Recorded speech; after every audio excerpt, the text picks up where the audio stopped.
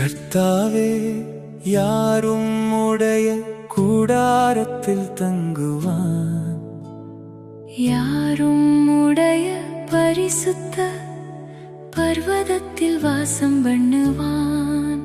உத்தமனாய் நடந்து நீதியை நடப்பித்து மனதார சத்தியத்தை பேசுகிறவன்தானே.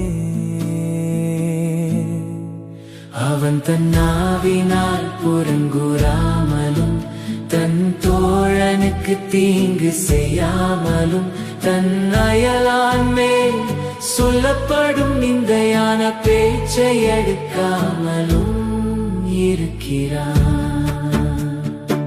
ஆகாதவன் அவன் பார்வைக்கு தீர்ப்பானவன், கர்த்தருக்கு பயந்தவர்களையோ கனம் பண்ணுகிறான்.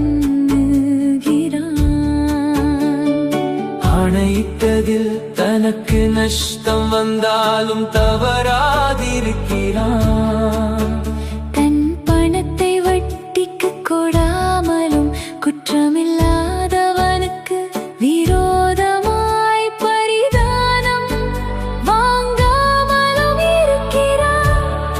இப்படி செய்கிறவன் என்றென்றைக்கும் அசைக்கப்படுவதில்லை.